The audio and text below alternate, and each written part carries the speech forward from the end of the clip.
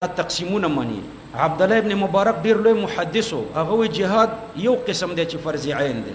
هغه به یو کال درس کولو، یو کال به جهاد کولو، یو کال به درس کولو، یو کال به جهاد کولو.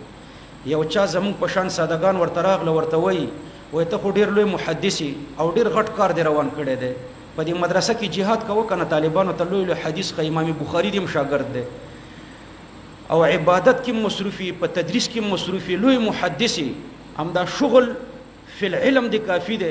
نو هغه مشهور شعر د بیا تاسو اوریدل دی، یا عابد الحرمین لو ابصرتنا لعلمت انك بالعباده تلعب. یا په حرمینو کې عبادت کوون کې چې تم ته نصیحت کوي، یا عابد الحرمین لو ابصرتنا کته مونږ لیدلې وې لعلمت انك بالعباده تلعب. نو ستا به یقین راغلی وې چې ته په دې حرمینو کې په دې عبادت لوبي کوي. نو په حرمینو کې عبادت اسستا ته غب شپ دې کدا زمون د سنگر خوند لیدلې وې. هغه لوی شعر به ویل دی عبد الله ابن مبارک سے. نو په دې کې یو بل نقطه د فقېږي.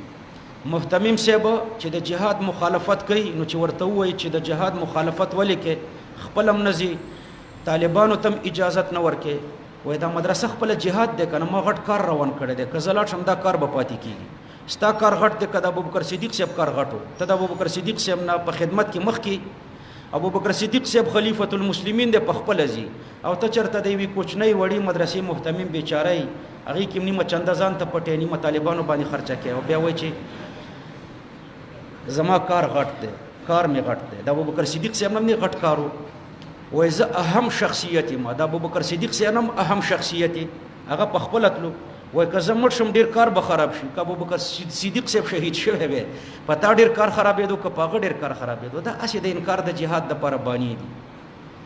دویمه بانه دا ده وای چې یو سړی لمون نه کوي نو د جهاد څه فائدہ ده. نو زه د ته الزامن وایم چې یو سړی جهاد نه کوي دا غد لمون څه فائدہ ده. خو دواړه فرض دي. دا یو فرض دی د بل فرض د پاره بانه کړه چې مون نه کوي. بعضی مجاهدین به وي ټیک دا منو، بعضی اکثر غیر مجاهدین لمون نه کوي. په دې کوڅه ډبانو کې څومره ډیر دي لمون نه کوي کنه. مجاهدینو کې به وي د پیغمبر علی السلام سره احد کې 300 منافقان نه و، نو خو اوسنی کې خو به 3 لکه خو به کنه 3 لکه، دا 3 لکه به مون نه کوي. چې د پیغمبر علی السلام سره 300 نو موږ سره بچوي 3 لکه، دا به مون نه کوي. نو ته وای چې مون نه کوي دا جهاد څه کوي؟ نو زه تا ته وایم چې ته جهاد نه کوي ته مون څه کوي؟ جهاد مونږ پورې موقوف کا، دا خو به یو عبادت بل پورې موقوفه، اخر کې به د ټولو نه لاس وینځي. چې مون نه کوي نو زکات ولی ور کوي، چې مون نه کوي نو حج ولی کوي، چې مون نه کوي نو دا ټول عبادت هم داسې په شرع حساب وو. دا یو بانه ده. جهاد دی مو کې لمون دی مو کې، مو خدا سي نه وایو، مونږ دواړه دیو کې. خو چې نه لمونځ کوي نه جهاد کوي، دا غنه خدا خدا کنه چې جهاد کوي. یو فرض خو کوي دا بل فرض نه پاتې دی، نیمه سزا به ورته نیمه ورته نه. بعض خلک دا عذر کوي وای چې